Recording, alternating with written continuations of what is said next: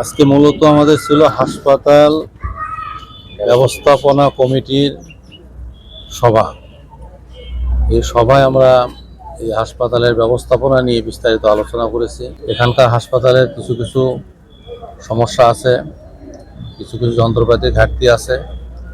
এগুলোকে আমরা সরকারের দৃষ্টিতে নিব এবং এগুলো সমাধান করার জন্য চেষ্টা করা হবে। লোকবলের বিষয় আছে এবং আমরা আশা করি সরকারের দৃষ্টিতে নেওয়ার জন্য সিদ্ধান্ত হয়েছে এবং এগুলো সমাধান করা সম্ভব হবে। আমরা আরও একটি সিদ্ধান্ত নিয়েছি যে এই যে হাসপাতাল বিল্ডিং আছে এটিকে ঊর্ধ্বমুখী আরও 3টি ফ্লোর সম্প্রসারণ করা যাবে এবং সম্প্রসারণ করা গেলে এটিকে অচিরেই 500 শয্যায় উন্নীত করা সম্ভব হবে।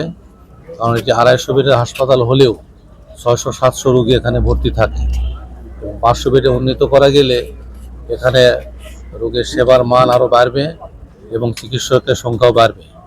এর সাথে সাথে আমরা এখানে আরও একটি বিষয় সরকারের দৃষ্টিগোচরে আমরা আনার সিদ্ধান্ত নিয়েছি, যেখানে যেহেতু সারা দেশের বৃহত্তর জেলাগুলোতে প্রায় সব জায়গাতেই 2টি করে মেডিকেল কলেজ হয়েছে।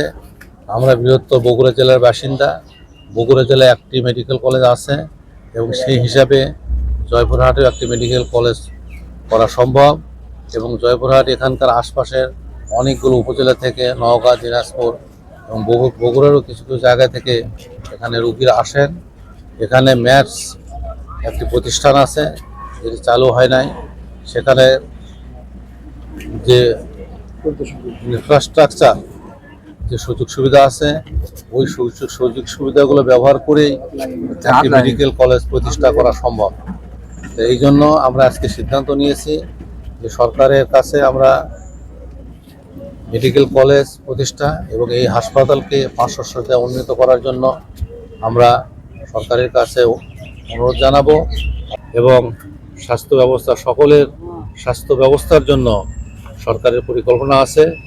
যদি এখানে এই হাসপাতাল থেকে 500 শয্যায় উন্নীত করা যায়, মেডিকেল কলেজ প্রতিষ্ঠা করা যায়, সেক্ষেত্রে মাননীয় প্রধানমন্ত্রী যে